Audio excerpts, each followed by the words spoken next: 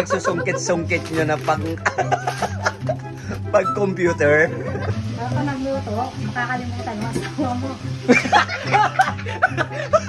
So hi guys, welcome to my vlog. So hindi na ako napag-intro, graduation kasi ng kapatid ko. So nandito ako ngayon sa Masantol, sa mga taga Masantol dyan. Sobrang tagal ko nawala. So magluluto nga pala si Papa ngayon after 6 years. Doon ko lang ulit matitikman yung luto niya. Titikman natin kung anong lulutuin niyang ulam. So let's go. Guys, di ko pala nagluluto si Papa, naghihiwa pa lang siya. Ano hiniwa niyo din? Ayan ano, si Father. Chicken breast. Fresh chicken. Yes, chicken breast. So si Tita Risa. Anong niluluto niya dito, Tita Risa? Then mamaya guys, magte-taste test tayo kung lulutuin. Ano ba lulutuin nyo? Sisig. Ah, sisig. So dito sa sisig. Sa inyo din, ang food na lulutuin nyo? Ito? I don't know. At tagahiwa lang pala siya. Tagahiwa lang. Sabi ko pa naman sa vlog, after 6 years, matitikman ko na yung pagkain na lulutuin ni Papa. Tagahiwa ka lang pala din. So si Tita Risa pa rin ang magwawagi. Ay, si Tita Risa lagi ko natitikman yung luto eh. Eto may malakayiwa na dito. Ayan, hindi ko alam kung ano. Bawang. Sisig. Ito na yung sisig. Tita Risa, pag tinaste test ko ba yung luto niya, magbabago ba yung buhay ko? Magbabago. Dapat makalimutan ko yung pangalan ko dyan. Pag ako ang nagluto. Ay, pag si Papa eh. Sure. Ako nagluto, makakalimutan mo asawa mo.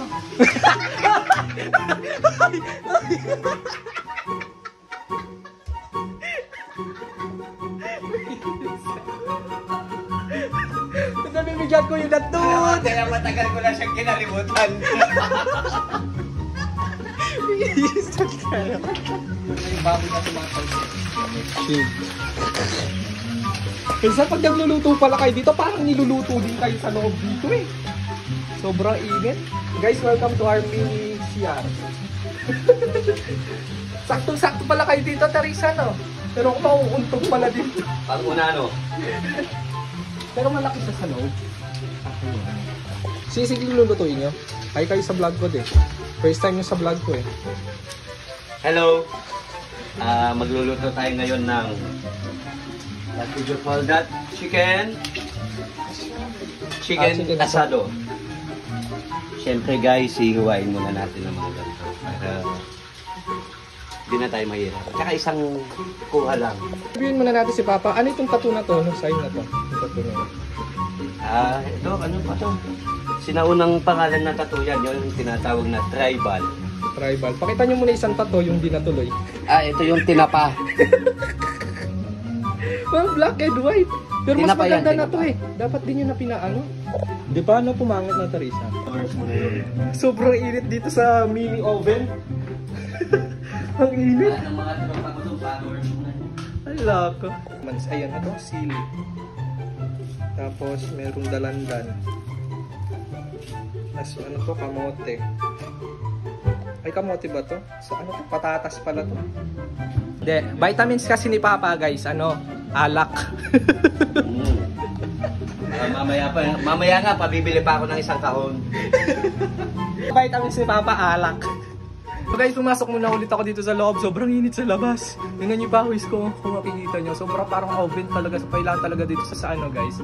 Dito sa pabahay, dito sa Masantol. Kailangan may aircon. Kasi kapag walang aircon, sobrang init. So guys, pumasok ako dito ulit para hintayin natin magluto si Tita Risa or si Papa. So kahit sino sa kanila. So titingnan natin mamaya magte-taste test tayo. Kasi masasarap talaga sila magluto like as in. Sobrang namiss ko yung mga luto nila. Sobrang tagal ko din nakapunta. Tsaka natikman yung mga luto nila. So parang once a year lang din ako napupunta dito sa Masantol. So yun lang. Guys, so pala yung kapatid ko na nag-graduate kanina. So kamusta naman pagiging grade 6? Okay lang. Mahirap. Mahirap? Paano mahirap?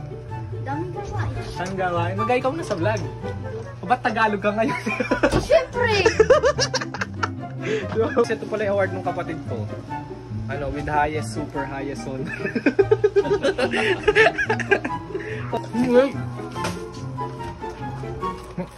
May naaalala ba kasi dito? Naalala mo ba yan? Naalala mo ba yung baboy na yan? Mark, naaalala mo ba ito, Mark? Di ba yan yung mga nagsusungkit-sungkit nyo na pag computer? Dito sa buo. Ang alam namin ay busog na yung baboy. Madali lang siya.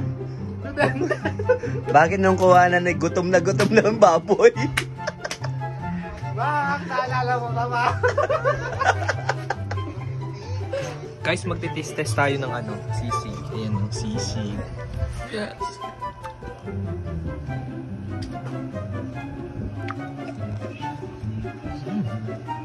Sarap. Yung may sisig pa yun. Kaso matigas kasi bago matigas ako eh. Hindi ko makagat. Sarap. Yan, lagay ka pa. Princess! Kita ang ila. Vlogging. Hindi kilala ko kayo.